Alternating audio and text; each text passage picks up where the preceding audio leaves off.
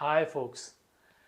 I had a very insightful conversation with my sister, and this was around manifestation.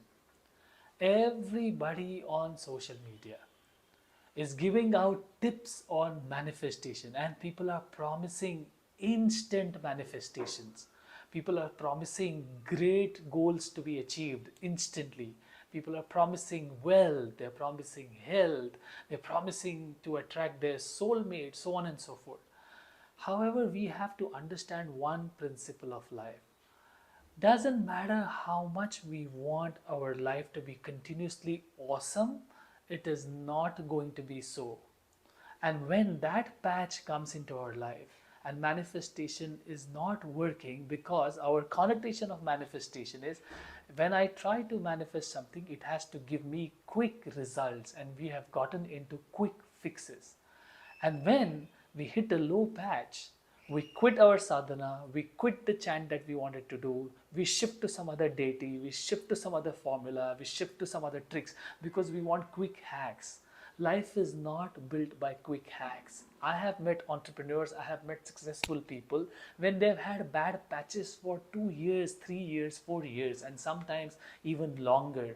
But you know what? They have bounced back with more rigor, more intensity, and created massive success for themselves. One day manifesting in that time? No, they were working hard. They didn't lose hope. They had the mental resilience to go through the grind, to put their necks down every single day and work hard or even harder. They had built the strength of their mind. They had built the necessary resilience to go through those tough patches of life and bounce back. No trick works for us in the such phases of our life. What works for us is the hard work that we have done to train our mind to go through these adversities. And therefore, we were also talking about the aspect of surrender, right? We were also talking about the aspect of faith. When things are working for us, we have great faith in our deity. When we have great faith in our guru. And when small adversity hits, the cribber inside of us activates, and we keep cribbing and cribbing and cribbing, and then we go into helpless prayers. And the other day I had this, such profound experience that I had tears in my eyes. I am also going through a challenging phase in my life, but when I was in my meditation, when I was chanting, and I had these few seconds of absolute tranquility and a sublime blissful experience, I had tears of gratitude in my eyes, because instantly my focus was, I did not create this. The deity who I'm worshipping, or the chant that I'm doing, the practice that I'm doing, it is the grace that has flown into my life to give me this state. Isn't that what we also should look at, rather than constantly saying, you know what, forget this 10 seconds of peace and bliss I experience, or the connection that I experience.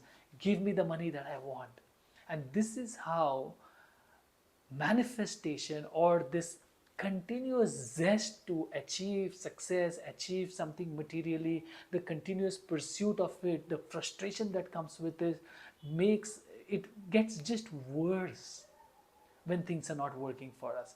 So when things are not working for us, we have to understand and remind ourselves of the fundamental principle of life, that everything is impermanent. It is going to change. Nothing is going to last forever, neither our successes nor our failures.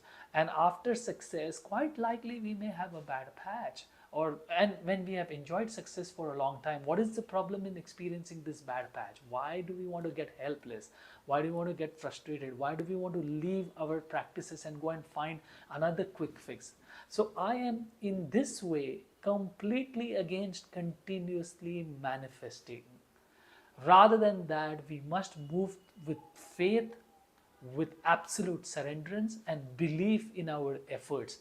Get onto the field, get our hands dirty, and make massive efforts to pursue our goals, rather than continuously expecting some mantra to give us immediate results, some switch word to give us immediate results, some trick, some Ho'oponopono practice to give us immediate results. Nothing works immediately. It is about cultivation of our inner world to send out the vibration into the external world to bring us the results. So in this way, I think we have to shift our focus from constantly trying to helplessly or sometimes even impatiently manifest something to a life of ease, life of peace, life of faith, and life of also self belief that my efforts and consistent efforts, especially in times of adversities, will also yield good results for me, and they will yield results for me at some point. What's in our direct control is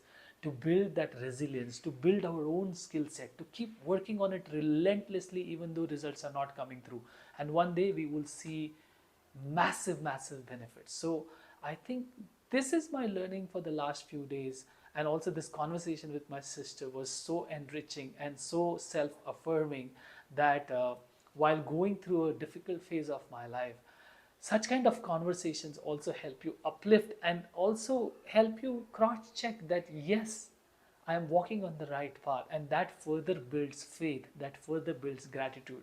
So I'm really grateful for all these moments that I get when I'm practicing my meditation. The sublime states, even though for short moments that I experience, is actually the fuel that I add to my reservoir to be able to go back into the world and give my best in terms of my efforts and bring my best contribution, and not really be only fixated on results, but again get up the next day, do the same, and bring my best contribution out in the world, and then leave the rest because that is not in my direct control. Somebody who comes and tells us that do this and everything that is not in your direct control will fall in control, it's a fallacy, it's a myth, and it's a big trap.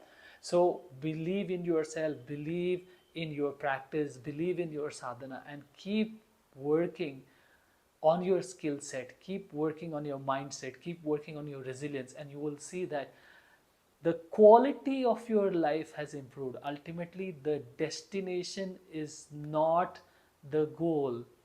The pursuit of the destination is the goal, and the pursuit itself will bring us a lot of enrichment.